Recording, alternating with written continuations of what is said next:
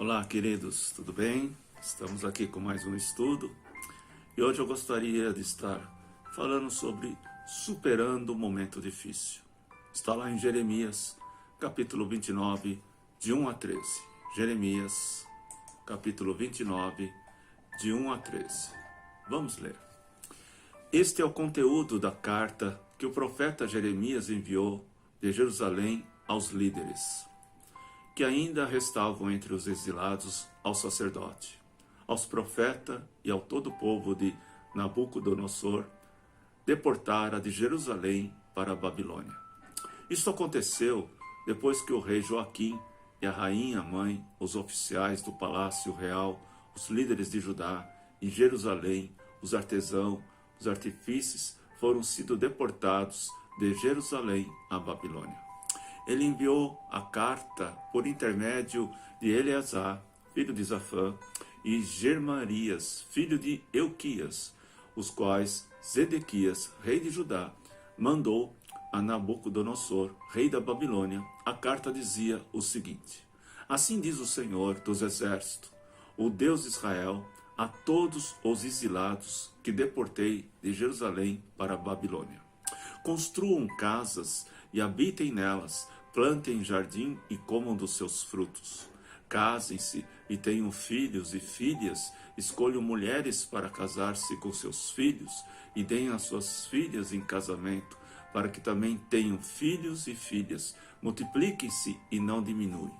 Busquem a prosperidade da cidade para a qual eu deportei e orem ao Senhor em favor dela, porque a prosperidade de vocês depende da prosperidade dela. Porque assim diz o Senhor dos Exércitos, o Deus de Israel: não deixem que os profetas e os adivinhos que há no meio de vocês os enganem. Não deem atenção aos sonhos que vocês os encorajam a terem.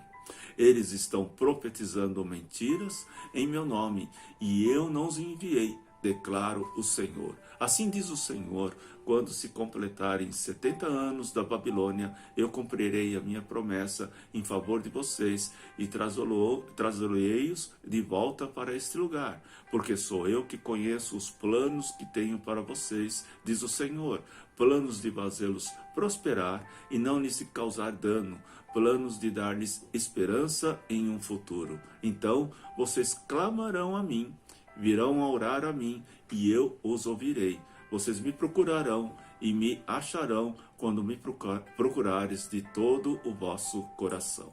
Amém, queridos? Vamos orar por essa palavra. Que essa palavra venha falar aos nossos corações. Que o Espírito Santo traga a sua revelação, seu poder, sua graça, e venha, Senhor amado, abrir os nossos olhos espirituais. Dá-nos entendimento para aquilo que o Senhor tem para as nossas vidas, em nome de Jesus. Amém?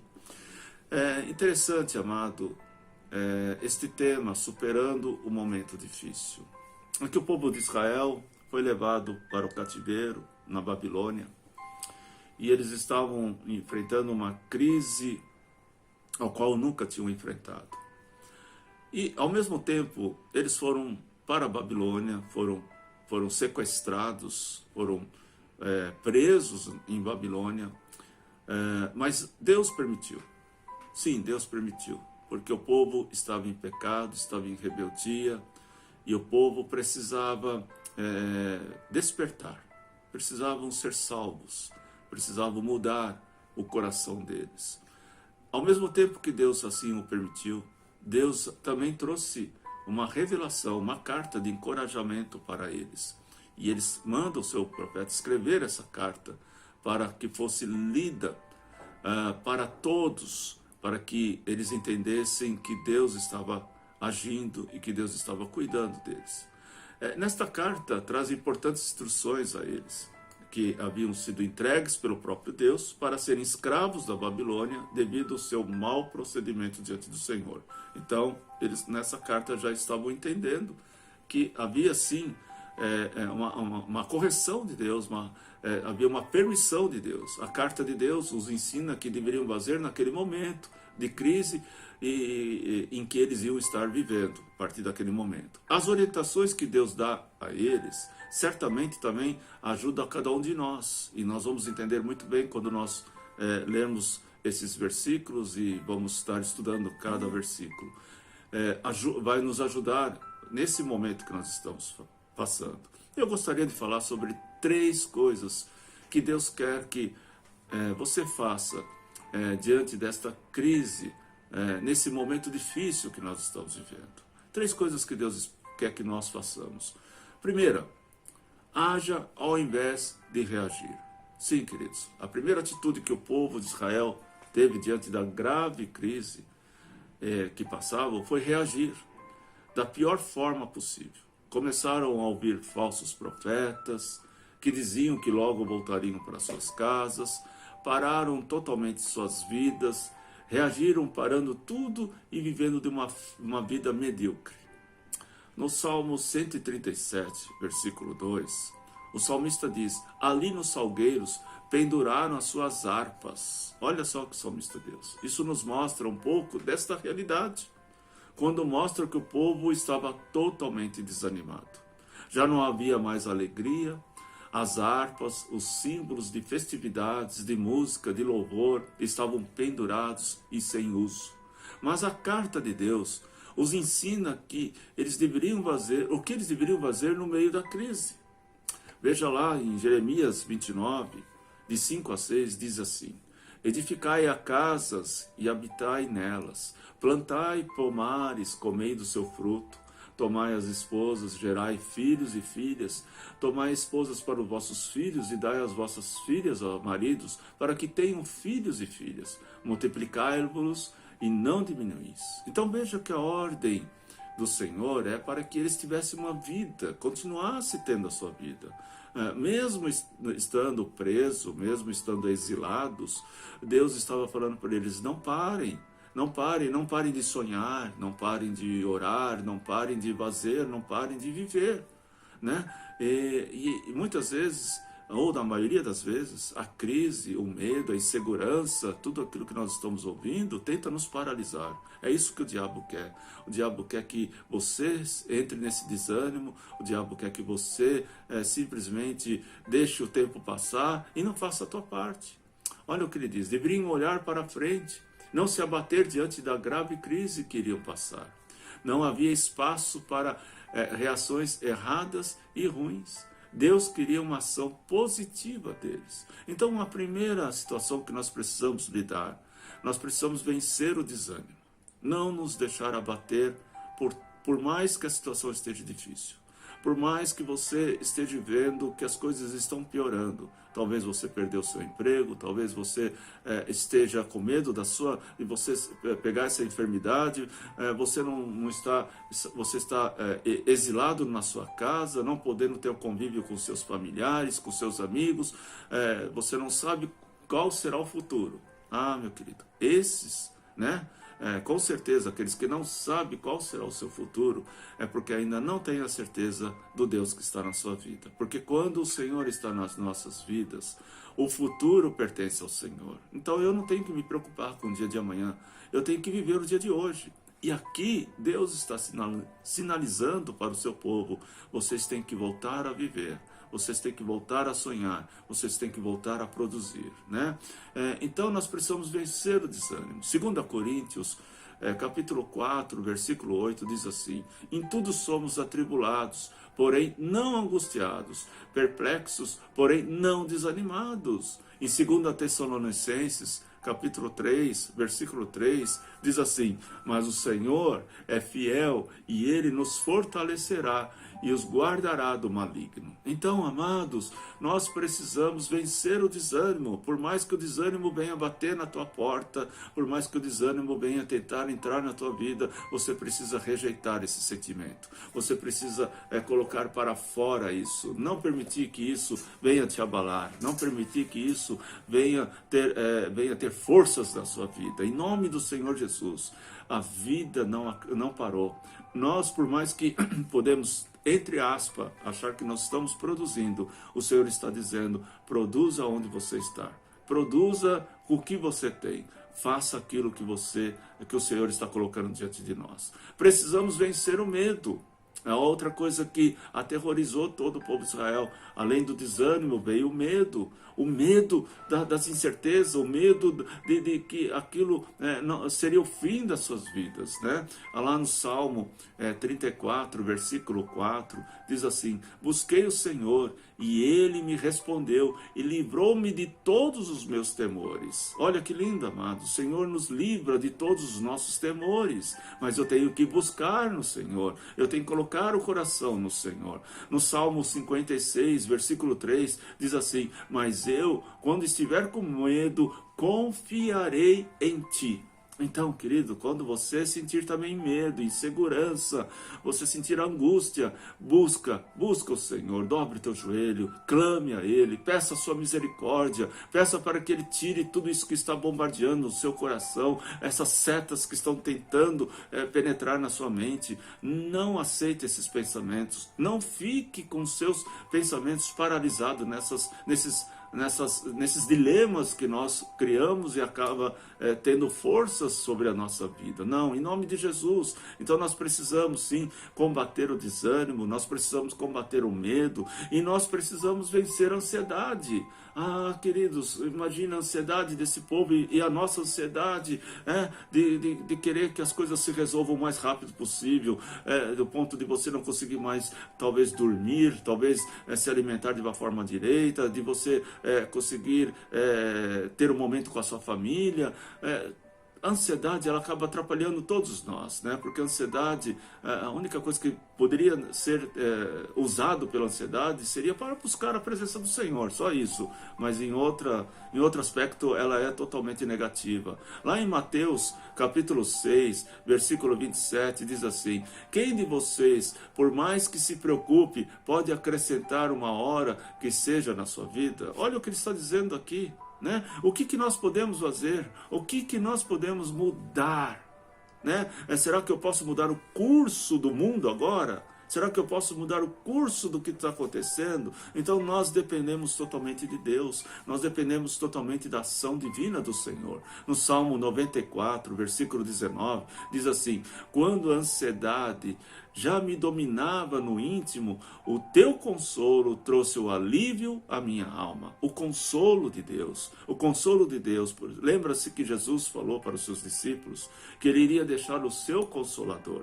O que quer dizer? Queria deixar a sua presença aqui para nós, para que nesse momento em que talvez nós não achemos saídas, nós não entendemos o que está acontecendo, nós depositarmos a nossa esperança, a nossa confiança totalmente no Senhor. Nós deixarmos que Ele trabalhe no nosso interior, deixarmos que Ele venha trazer as respostas da forma que Ele tem para fazer nas nossas vidas e deixar que Ele cuide de nós. Então, amados, a primeira atitude, né, que nós olhamos aqui, que o povo ele agiu ao invés de reagir, né? Então nós temos que primeiro agir ao invés de reagir, né? Como que você tem lidado com essa situação? Você tem reagido ou você tem agido? Deus espera uma ação de nós, uma ação de nós.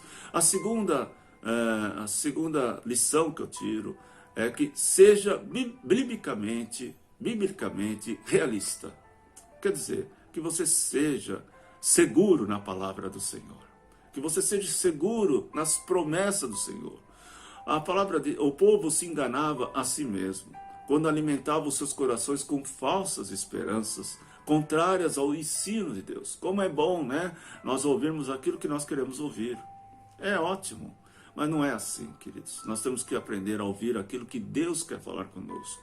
E às vezes, a palavra que Ele vai trazer para nós, como trouxe para esse povo, não é uma palavra favorável, não é uma palavra que possa trazer uma alegria espontânea, mas é uma palavra que tem nos trazer paz.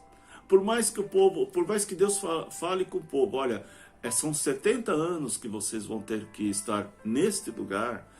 O povo tinha uma esperança que vinha uma outra palavra que pudesse abreviar essa palavra de Deus. Não, queridos, a palavra de Deus é uma só. E nós precisamos confiar nessa palavra. Essa palavra talvez vai trazer um pouco de dor. Essa palavra talvez vai trazer um pouco de desconforto. Mas, queridos, confie no Senhor. O Senhor está cuidando de você, o Senhor está cuidando de mim, o Senhor está cuidando dos nossos, o Senhor está cuidando do mundo. Então nós precisamos entender, nós precisamos agir debaixo da palavra. Lá no versículo 8 do capítulo 29 de Jeremias, diz assim: porque assim diz o Senhor dos exércitos, o Deus de Israel: não vos engane os vossos profetas que estão no meio de vós, nem os vossos adivinhos, nem deis ouvidos aos vossos sonhadores, que sempre sonham segundo os vossos desejos. Então nós temos que tomar cuidado, porque virão muitas falsas palavras, virão muitas falsas profecias nesse tempo. Precisamos ter o nosso discernimento da palavra, e é muito importante você que está estudando toda semana, toda quinta-feira, você está estudando a palavra de Deus, porque você vê que aqui eu uso todos os versículos, eu falo muito, toda a palavra que eu trago aqui é baseado na palavra de Deus, para que você não se engane. Você está com a sua Bíblia aí, eu cito os versículos e o Espírito Santo interpreta para nós. Deus já havia revelado, para o povo que o cativeiro duraria 70 anos, então já tinha uma palavra, já tinha uma vontade de Deus. E eles tinham que respeitar essa vontade de Deus. Deus chama esse povo a crer na palavra dele, e não em falsas revelações, que apenas iriam levá-los para os piores cenários de crise. Há muitas pessoas que elas são, a vida cristã dela, se eu posso dizer, uma vida cristã é baseada em profecias de outros. Não, querido, a vida cristã é baseada na palavra de Deus. Se um profeta for ao teu encontro, trouxer uma palavra, e essa palavra, ela é segundo a palavra de Deus, que Deus já havia falado com você, amém. Mas se o profeta trazer uma palavra que esteja totalmente oposta daquilo que Deus está falando com você na palavra dele, você pode imediatamente recusar, tirar essa palavra, porque esse é um falso profeta. Precisamos aprender a crer no que Deus diz sobre as nossas crises, sobre as nossas dificuldades, crer nas promessas e não nos iludir com aquilo que não é verdade. Nós precisamos, amado, crer nessa palavra, obedecer a sua palavra. Em Deuteronômio, capítulo 5, versículo 29, diz assim: quem dera que eles tivessem sempre no coração a esta disposição para temer-me, para obedecer a todos os meus mandamentos, assim tudo iria bem com eles e com sua descendência para sempre. Então, amados, a obediência traz paz, traz harmonia no nosso interior e para os nossos descendentes. Em Atos capítulo 5, versículo 29, diz assim: Pedro e os outros apóstolos respondem: é preciso obedecer antes a Deus do que aos homens. Então, amados, nós precisamos aprender a obedecer a voz de Deus, a obedecer a voz do Espírito Santo. Essa atitude é importante para que sejamos fortes, para passar pelas crises que Deus permite em nossas vidas, mas exige que voltemos o nosso foco a conhecer a palavra de Deus com mais profundidade. Então, amados, nesse tempo é o tempo de nós mergulharmos na palavra de Deus, mergulharmos para entendermos como que Deus fala e como que Deus age. Veja que esse povo foi levado para o cativeiro, para viver 70 anos. E quando Deus envia, quando Deus permite que esse povo seja levado para o cativeiro, ao mesmo tempo Deus pede para o profeta escrever a carta, quer dizer, aquilo que Deus havia falado para ele, e ler para eles, para que eles entendam que mesmo lá no cativeiro, mesmo porque foi, vamos dizer assim, uma consequência do pecado deles, Deus estava com eles, restaurando e mudando a sorte deles. Então, amados, nós precisamos entender isso. Nós precisamos entender que Deus tem o controle de todas as coisas. Nós precisamos, como nós falamos, primeiro, precisamos que haja ao invés de reagir. Precisamos que nós tenhamos a palavra de Deus e sejamos firmes nessa palavra. E em terceiro, amado, nós precisamos ter o foco nos olhos da esperança. Apesar de uma crise difícil, Deus deixa claro que ela teria uma hora que iria acabar. E eu tenho plena certeza, amados, que esse momento difícil que nós estamos passando vai acabar, vai passar. Mas como que você vai sair desse momento? Que lição que você tem tirado? Você tem se voltado a Deus? Você tem consertado, fechado as brechas que há na sua vida? Você tem aberto o teu coração ao Senhor? Eu não estou falando para uma denominação, para uma religião. Eu estou falando da sua vida com Deus. A sua vida com Deus. Nós estamos tendo todo esse tempo, todo esse conserto, para que nós possamos voltar aos pés do Senhor. Voltar e buscar ao Senhor. Em Jeremias, capítulo 29, versículo 10, diz assim: logo que se cumprirem para Babilônia 70 anos, atentarei para vós outros e cumprirei para convosco a minha boa palavra, tornando a trazer-vos para este lugar. Então veja que era um tempo, Deus tinha dado um tempo e era necessário passar esse tempo. Deus tem propósito em nossas vidas. Teremos sim que passar por crises em nossas vidas, mas elas irão terminar em algum momento, e pois a promessa de Deus, ela não falha, queridos. Nenhum momento a promessa de Deus, ela falha. Aquele povo deveria continuar suas vidas agindo de uma forma positiva, agindo em meio à crise, crendo que a palavra que o Senhor deu e se alimentar com a esperança viva de que Deus estava com eles em todo o tempo. Nós precisamos, amados, entender que o Senhor está constantemente pronto para nos socorrer. O socorro de Deus vem imediatamente quando nós clamamos por Ele. Em Hebreus capítulo 11, versículo 1, diz assim: pois a fé é crer em coisas que não se veem, mas que se esperam, mas a que se esperam. Então, querido, quando eu coloco a minha fé em prática, eu permito que a palavra de Deus venha se cumprir, venha se concretizar na minha vida. E eu entendo que todas essas coisas, amado, ela vem para contribuir para que nós possamos conhecer mais a provisão de Deus, a forma que Deus trabalha conosco, a forma que o Espírito Santo age, a forma que o Espírito Santo revela. E para fechar com chave de ouro essa abençoada orientação, o Senhor diz em sua carta ao povo sobre como que Ele queria fazer, e bem como o caminho estaria aberto a todos aqueles que crescessem no Senhor e buscassem a verdade. Então, esse momento seria um momento em que o povo iria conhecer a grandeza do Senhor, a soberania e a misericórdia. A palavra diz lá em Lamentações que é por causa das misericórdias de Deus que nós não somos consumidos. Então, queridos, as misericórdias de Deus estão presentes em nossas vidas. As misericórdias de Deus estão constantemente sobre nós. Cada manhã é um novo dia, é um novo momento, é uma nova vontade do Senhor que tem para as nossas vidas. Você crê dessa forma? Então, amados, viva intensamente aquilo que Deus tem para você. Talvez você tenha se preocupado tanto que você não está conseguindo enxergar. Não está enxergando. Não está enxergando o que Deus está fazendo. Não está enxergando que até o momento você está tendo a provisão do Senhor. Não está reconhecendo aquilo que Deus tem feito para você.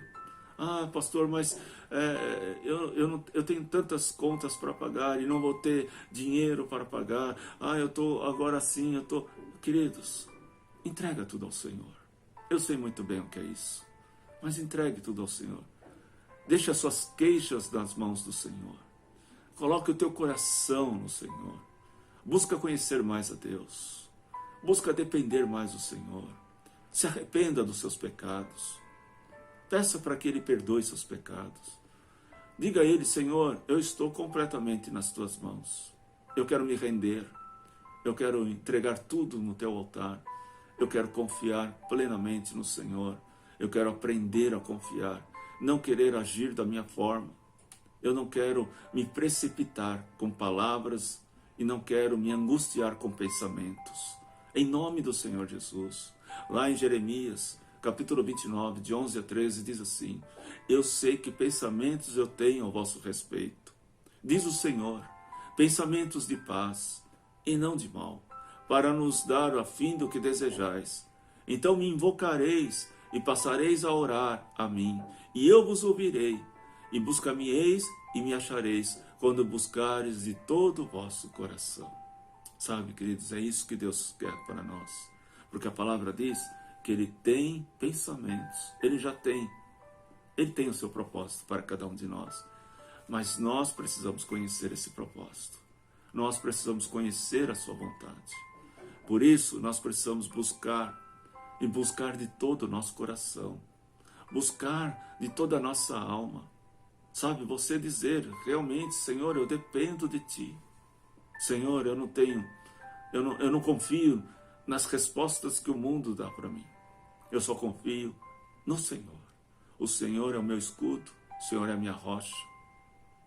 O Senhor é o meu baluarte, o meu ponto seguro, o meu monte seguro. De onde virá o meu socorro? Salmo 121. Busca o socorro no Senhor.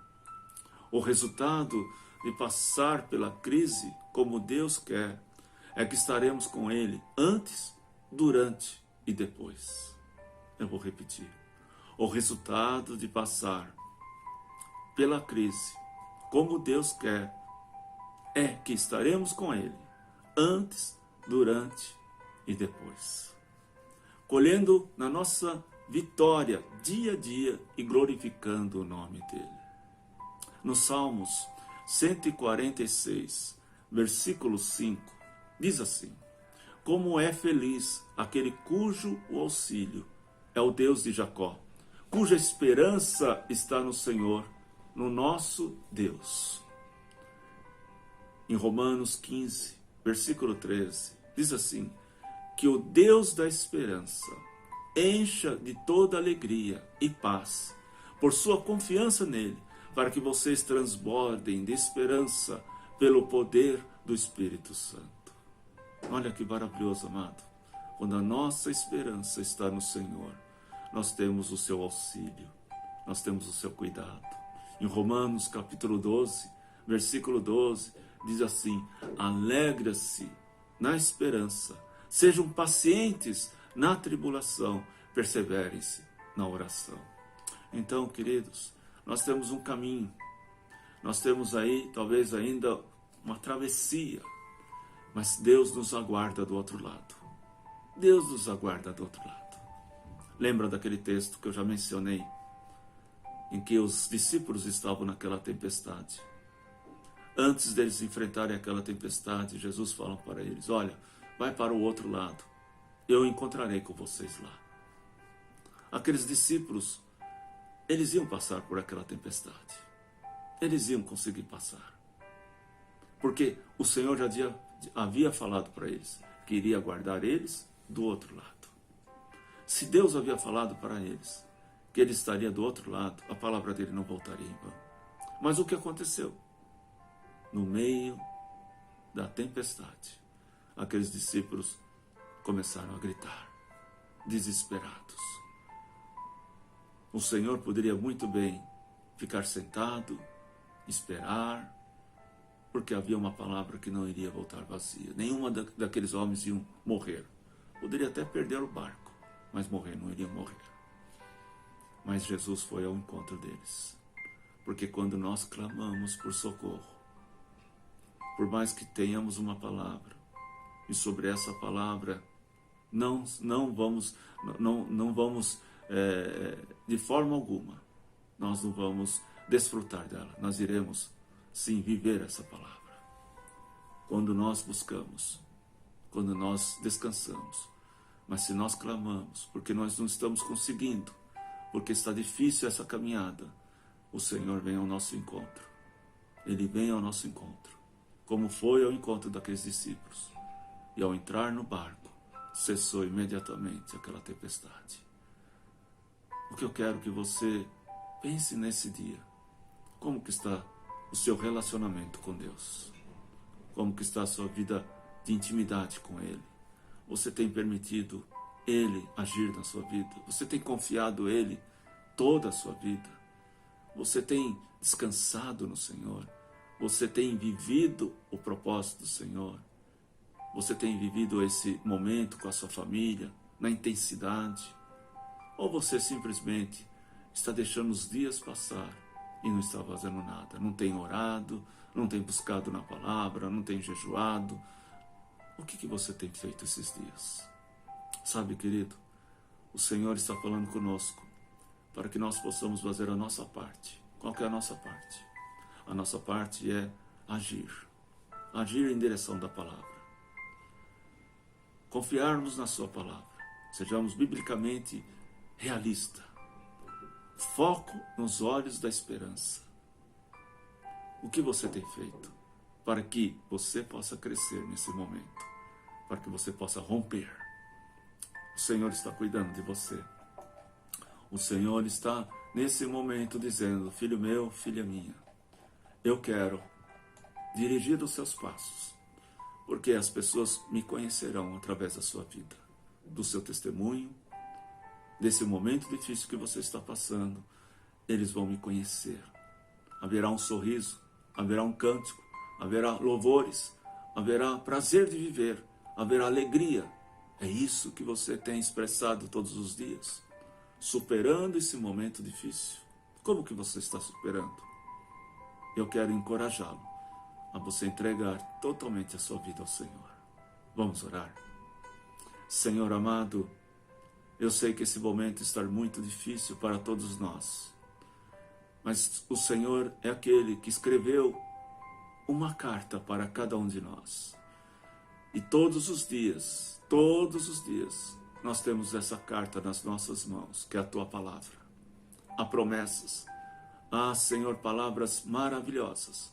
Senhor, mas nós queremos, neste dia, Deus, colocar o nosso coração totalmente no altar do Senhor e pedir perdão pelas nossas fraquezas, pelos nossos medos, pela nossa ansiedade.